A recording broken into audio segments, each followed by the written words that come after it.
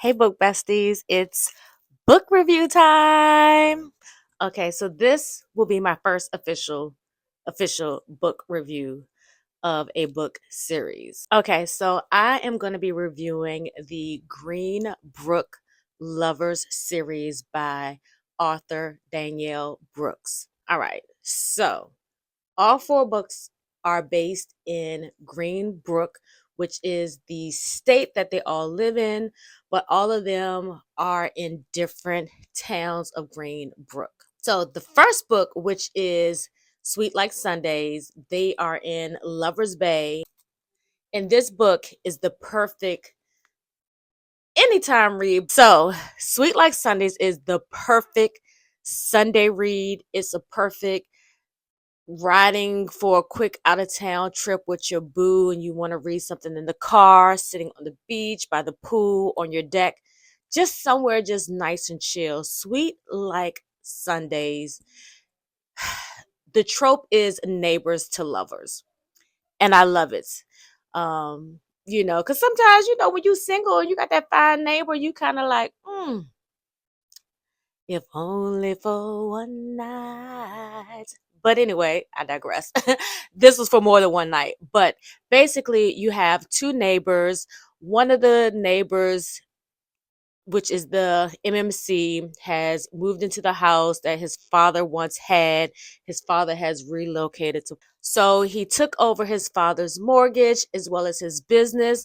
And mind you, in this particular book, there is also a rekindling of the relationship between the MMC and his father.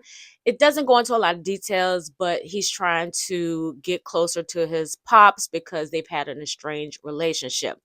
With that being said, it's a neighbor that lives next door. Her grandparents used to live in that house. She's the FMC. And once they passed away, she inherited this land and the house. So she moves in. She starts her own spa business and she's just in there living her best life. One day, they happen to notice each other. Lemonade was sipped, and you take it from there. I definitely recommend this book. Definitely 5 stars. On the spice, I'm going to give it like a 3 because I just love love. And for me, spice is when the intimacy is just right and the relations is just right. It's just right. So I'm giving it a 5 star and a 3 on the spice. So the second book in the Greenbrook Lover series is Just Kicking It. Kick off your shoes and relax your feet. Just kick it. Oh, sorry. Anyway, this book is a homies to situationship trope. Okay, so the spice is coming back to me on this book. So this one is in Greenbrook, and it's takes place. It is 3 friends. So you have a co FMC, which will appear in book 4. I say co because she is best friends with the FMC as well, the MMC. It's a group of best friends. They've been friends since high school, and the FMC has always had a crush on the MMC. But decades of being friends and all of that stuff, you kind of just put that in your back pocket, sit on it, and you don't think it's going to ever happen until Valentine's Day night. Your best friend, who's the co FMC, has a date, and her bestie, which is the FMC, they normally have their little routine where they, chill at the house, watch movies, eat food. But this year, the FMC is all by herself. So the MMC was like, let me holler at my homegirl, see what she got going on. And she was like, oh, I'm in the house by myself this year because my bestie has a date. So he was like, look, you my homie. I don't got nothing going on. Me and my on again, off again girlfriend, we not together. I have these reservations. Let's just kick it. Okay? Let's just kick it. So They just kick it. He whining and dining. And little do they know, they both are starting to feel these tingling feelings that they've been suppressing since high school. The MMC has also been feeling the FMC, but unspoken emotions remain unspoken until this particular night. After being wined and dined, and the FMC has read a poem that she secretly gave the MMC back in high school, he never knew who gave him that poem until that night. And he was like, you know what? Let's leave all of this best friend, homie stuff in our back pocket and let's just kick it for one night. And baby, woo! All I gotta say is 5-star read, 5 spicy ghost pepper, habanero, chili pepper, whatever. I'm giving it must read. Okay, so the third book. The title, I was thinking like Flight to Paris. They going to Paris. It's gonna be this like romance. So wrong. But Flight to Paris with 2 R's. Let's just say the MMC is on my book bay list. Like, yeah, he's on the list. So anyway, so we have the FMC, who is a super talented, successful singer. She has been in a relationship with her longtime boyfriend slash producer. They kind of started from the bottom. Now they're here together. But the trope is cheating, bodyguards to lovers to happily ever after.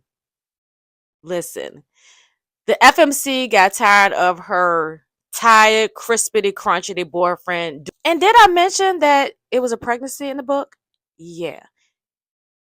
Messy, mixed stuffings. That's all I got to say. But anyway, so yeah, so she got sick and tired of being sick and tired of looking like the dumb that she was. Cause listen, y'all know how we be. We be dumb because we be digmatized. I'm just saying. But anyway, so she got tired of that and she was like, I just gotta get away. I gotta go back to my hometown in Stonecrest, which is also in Greenbrook. So her trusty bodyguard that has been with her for pretty much all of her career is like, come on, I got you. We going. I'm gonna make sure you protected. I'm gonna make sure nobody bothers you. And the things that he says to her to affirm her makes her feel special. Makes her feel something that she's never felt in her relationship with her toxic, cheating ex-boyfriend. And Paris, who is the MMC of the MMCs, he shows what it feels like, looks like to be adored and to be loved. And she was just like, I just want to just, sulk in my room, cry and be depressed. And he was like, I'm tired of seeing her like this. So he gets her, gathers her up, plans the best time in Stonecrest while she's there. And while she's there, she, sees her mom and her family. They do a big old barbecue. You know how that do. They land in fields of lilies and stuff. But he showed her how to feel. While they were there, they actually got to kind of cross over with the FMC in book one. She has a spa in Stonecrest, and so she and the MMC goes to the spa. They get to hang out with the FMC from book one. I know it sounds like a lot, but I love how the author crossed over some of the things because they were all in Greenbrook, which was the state. So anyway, so she realizes that her bodyguard has not only been guarding her body, but her heart and her mind. And he has been fawning over her for years in the background while he watched this piece of nothingness dog her out. And listen, again, this is just a review just to get you hyped up. But this book is definitely a 5-star read. The spice on this, I'm gonna say is a like 3.5, but I'm gonna go ahead and just give it a 4 because I don't know how to make that pepper a half. But the spice was nice. The spice was nice. So that is book 3. Now let's get to the fourth and final book, Cinderella, Once Upon a Politician. Don't let the book title fool you. You know, people are like, oh my gosh, what is this? Like Cinderella? Yeah, but don't we all want and dream? And some of us have Cinderella moments. So we have Cinderella, who is Kennedy, the best friend to the friend, and just kicking it. Okay? So the FMC is all prepared for her dates that she got hooked up with, through this, dating service that one of her college friends have put her on, and he stands her up. She's dressed and ready to go, looking fine like red wine, and she's like, I'm here. What do I do?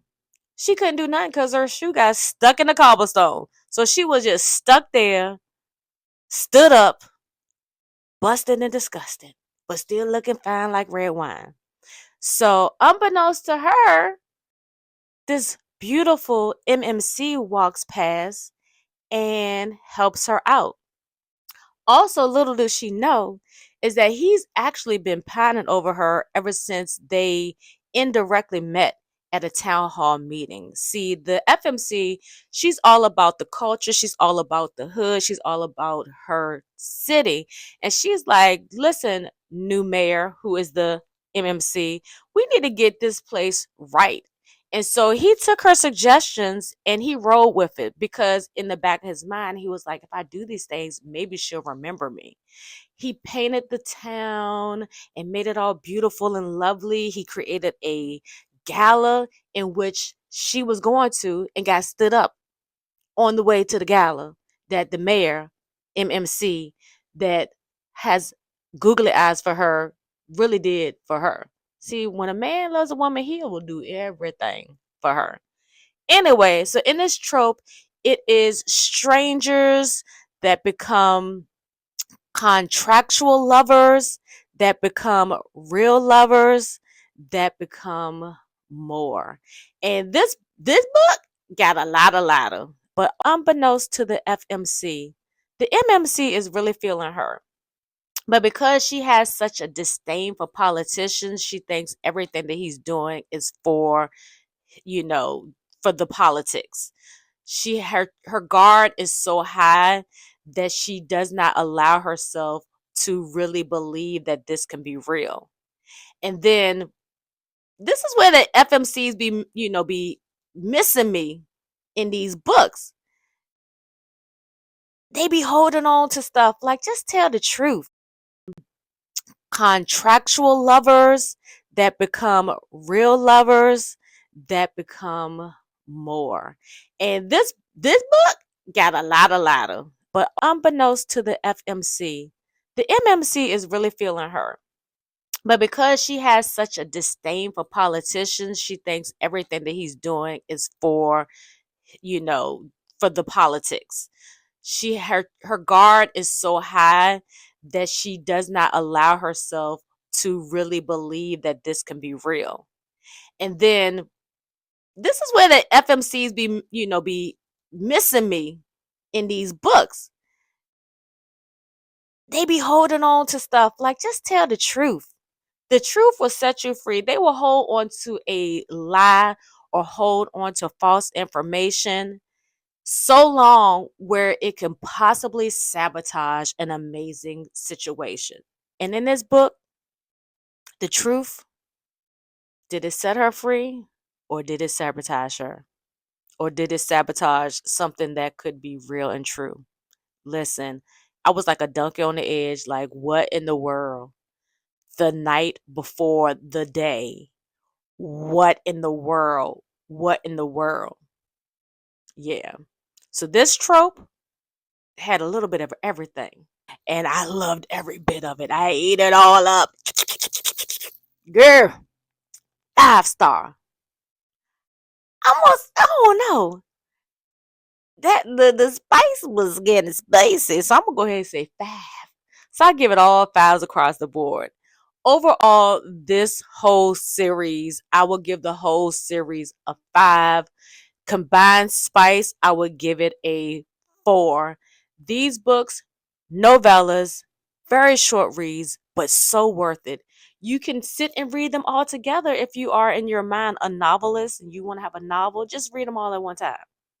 But I'm telling you, Danielle Brooks, new author, did her thing with these series. And I'm gonna give you a little bit of tea. She does have a new book coming out August the 23rd. And I'm gonna just pop the cover right here.